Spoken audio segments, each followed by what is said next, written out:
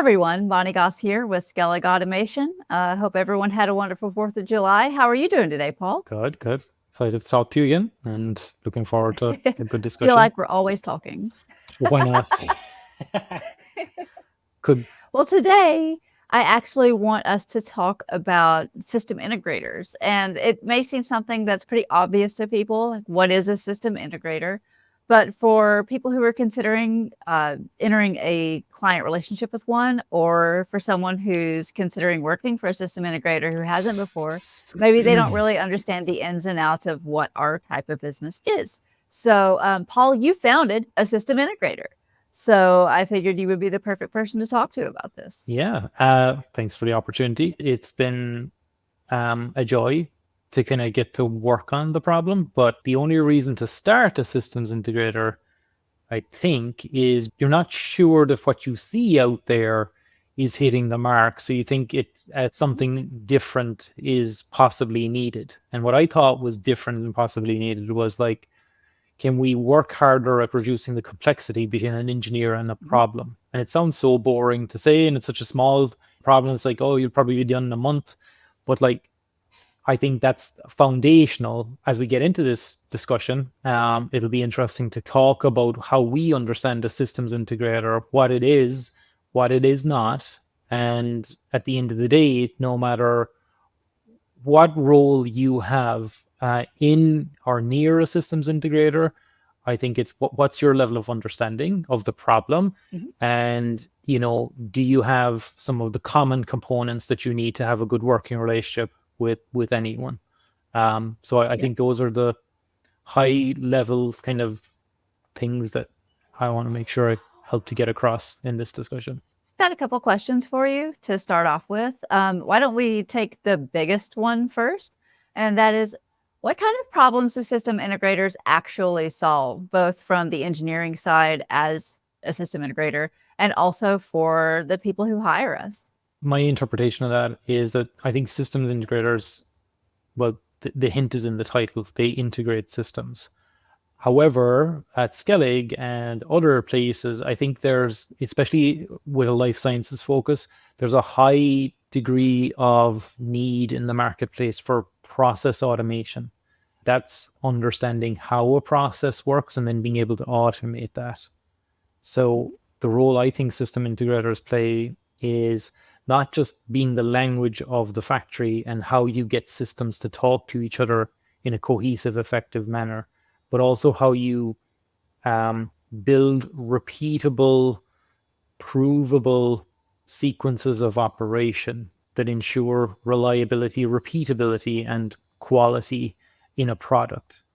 So it's a really big task, and it can span from integrating instruments into process automation, into things like MES, into how you capture the history and the batch information on what happened in a batch, or if you're in another industry, what happened today during your shift, what was the operational effectiveness of the equipment.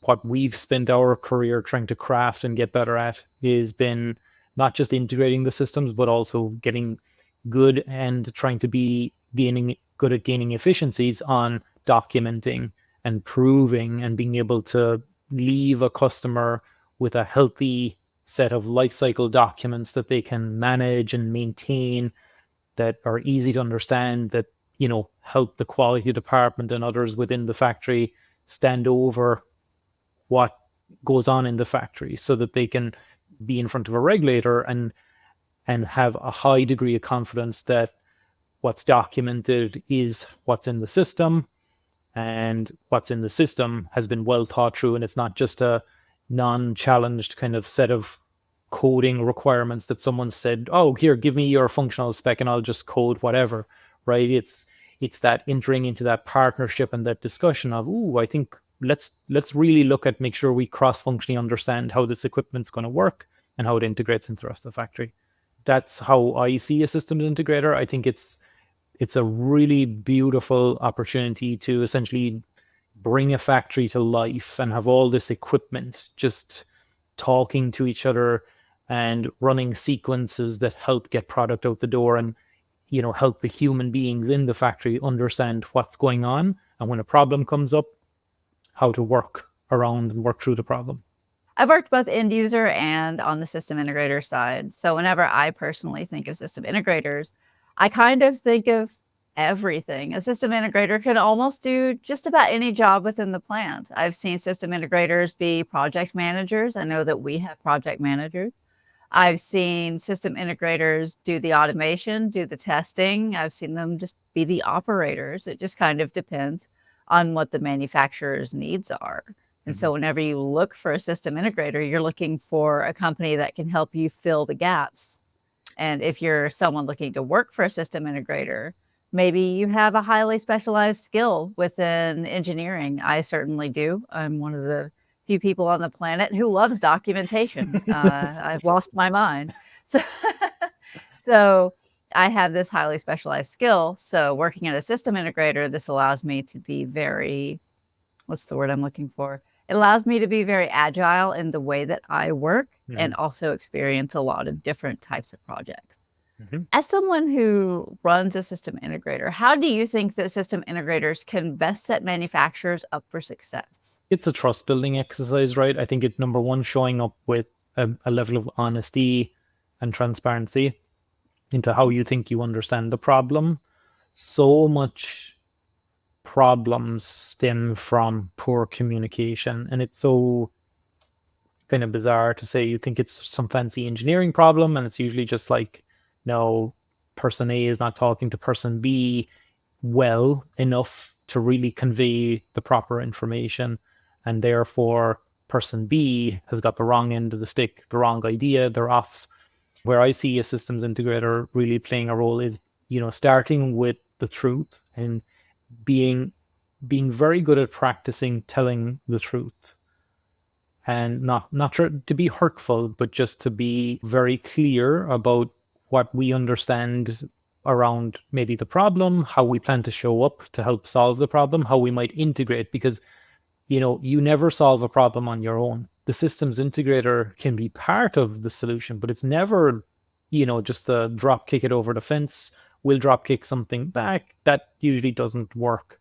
What works really well is, oh, we've got some experience and some capabilities. We'll show up and we'll really do all we can to be very generous with our knowledge and our time. And we'll try to help you adapt, integrate a capability into your facility that's really helpful to you. And I think that starts with trust. It starts with trust between human beings, and trust is only built from telling the truth to each other. So I think that's the foundational element.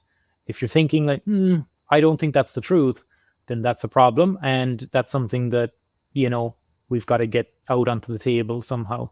You hear a lot from people on the end user side, and you can hear a lot of frustration sometimes with system integrators. There's not always a lot of trust between companies. So whenever you find a client and system integrator like partnership that's really full of trust, it's really something special, because that's where you see these really beautiful partnerships that last for a long time. They're enduring, right? That's how I know that I've seen, clients who we built from one person to dozens on one site, just because once you create that trust between the integrator and, the end user, then anything is possible. It's just really hard to be coherent and effective at communication. It's quite the skill set. And I think what's critical for integrators, or the expectations from a client to have, is really good project management. Shout out to Jen Quesada. I think within Skellig, what we have is like, when we're putting together a proposal, we try really hard to tell the truth about what we think is going to take to deliver the job. And then that's like usually like a level 3 schedule, which is like, they want to build something or they want to do something. What would we need to? Oh, we'd need to do this, this, this. Let's add those line items, and then let's have some engineers, review the requirements and try to come up with what they think it's going to take. And then let's document that into this schedule, and then let's share that. So it's not just like some big number at the bottom, because that's where the trust starts to erode, because then you get into, oh, well, I thought you were going to deliver this for that number. You're screwing me over. And it's like, no, no, no, we wanted to deliver this, but we just didn't document it well enough, and we didn't do a good enough job of telling you the whole truth about what our expectations and our understanding of the problem was.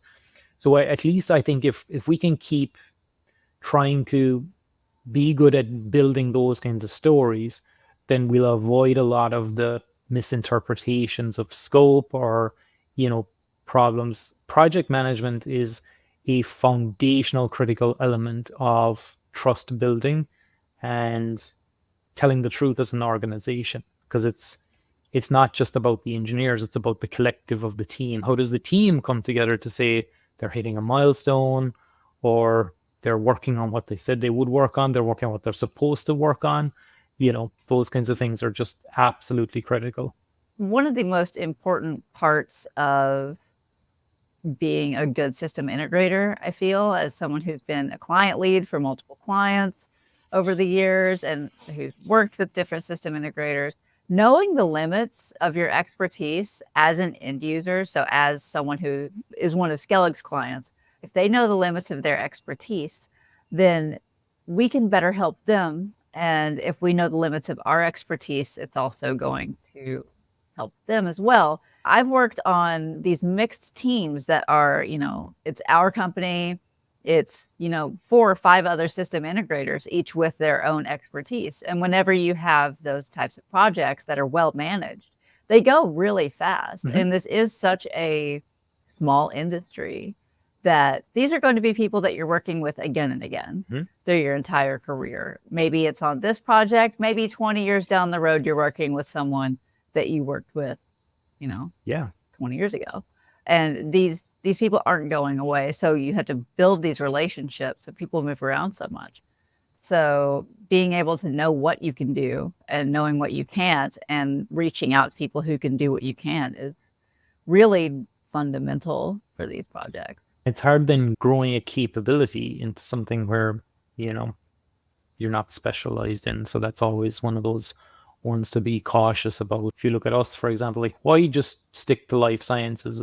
Well, it's because it's quite the unique mindset. And then if you also do oil and gas, or you also do other stuff, it would be very difficult for engineers to go between different mindset approaches. Specializing kind of gives you that ability to understand the problem more deeply and bring more value, as opposed to having this just broad but shallower kind of experience level. Before I worked in life sciences, I worked in fertilizer. Hmm. So I learned a lot about process control in fertilizer, where it's completely different, right? So I worked in functional safety Hmm. for our plants made ammonium nitrate as an intermediate. And so you had to be really cautious about your process. That taught me a lot about stuff that I just haven't learned in the life sciences, but I have brought with me.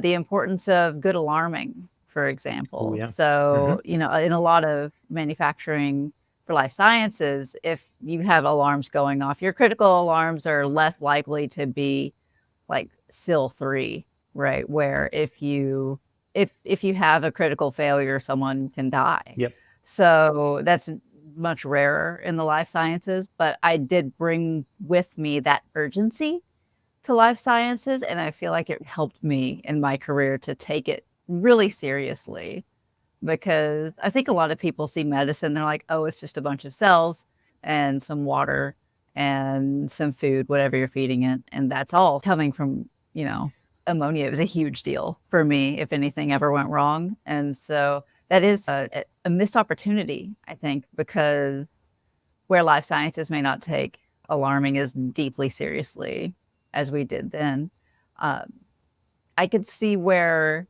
it could really help a lot of these processes be even better. There's a lot of good people that are trying to push for like better alarm rationalization and stuff like that, and more sensible alarming.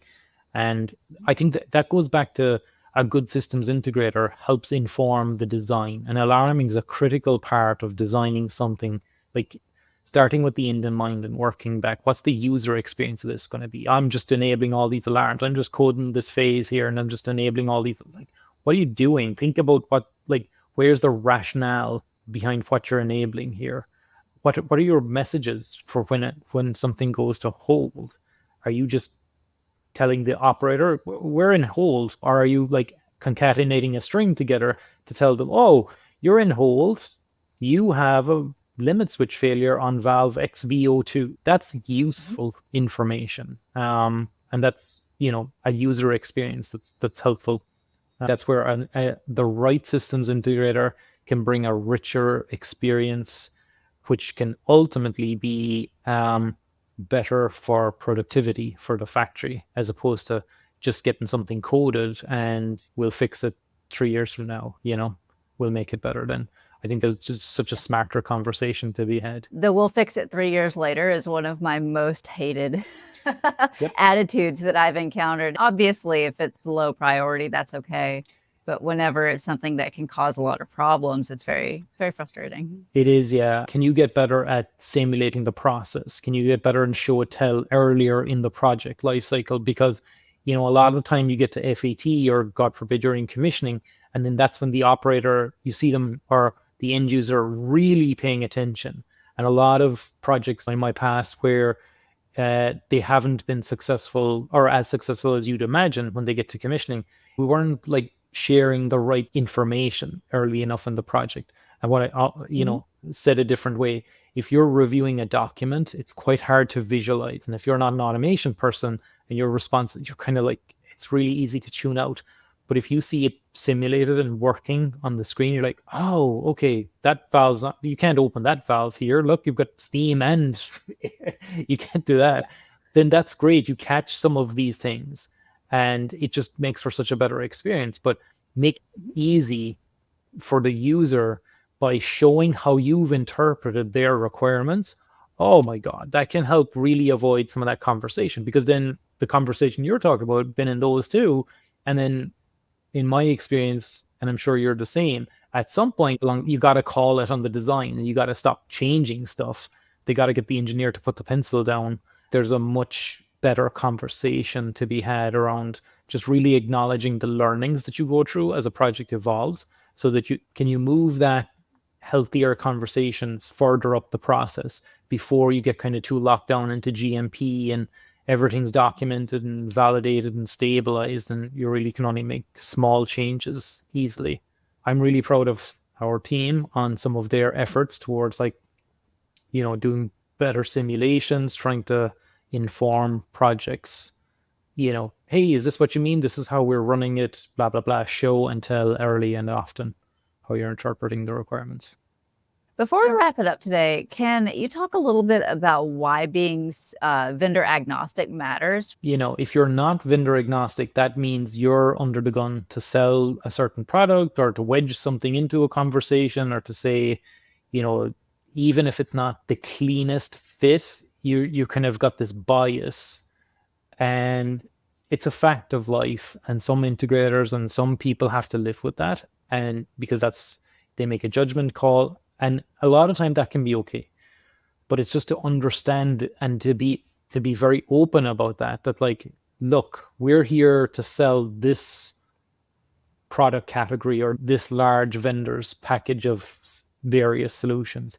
So it's very important to just understand what you're dealing with, because if you have someone that's agnostic, then they're just looking at the problem and saying, well, I would pick this here, I would pick this here, and here's why. And they've got a much cleaner ability um, to form an argument as to, why this and then not that, versus someone that's not agnostic. They're really under pressure, like, okay, that might be better, but that we don't sell that. We sell this. So this is your solution. Make it work. And Yeah. so I think that's why it's important. It's about trust building, and I think, you can still build trust and not be agnostic. You just have to be very clear and open about the fact that you're not agnostic. One final question. I'm going to put you on the spot with this one, so I hope you're ready. Go for it. What kind of problems would you like to see Skellig solving in the next couple of years? Not necessarily saying like, what are the only projects that you wish we could take, but what kind of projects would you like for us to be taking over the next few years? I'd like to be going deeper into life sciences, not wider. System integrators to fall into the consultant category. And consultant is a dangerous Mhm. mindset, because it's like You can say, oh, I've worked in viral vector, I've worked in cell and gene therapy, I've worked in CAR T, I've worked in cell culture, I've worked in API. Oh, but you might have just designed something up front and done some coding on some project. But did you really actually understand that vertical? Did you really deeply understand the problem? Did you see operators living with the consequences of your design and coding decisions?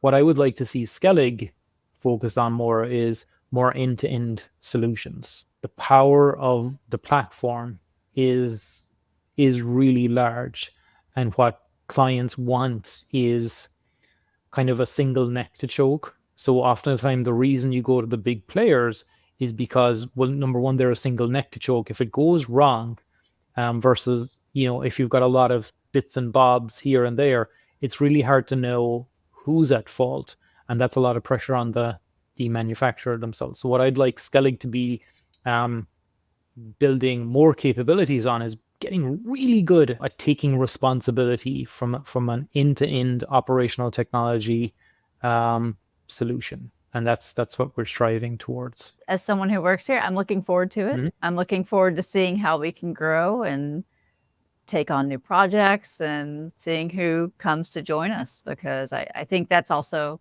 part of the fun for me, is who actually is interested in those kinds of projects, who wants to come along for the ride and learn with us. Thank you so much today for talking to me about this, Paul. I'm sure we'll talk about it again, but I thought it might be interesting just to give a little overview of what system integrators do, and what kind of projects we're interested in. So thank you guys very much. If you enjoyed today's video, be sure to like and subscribe.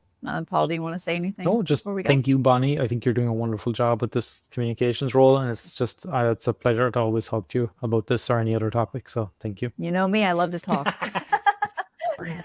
Good stuff. Okay, so thank you so much. We'll see you guys soon, and thank you.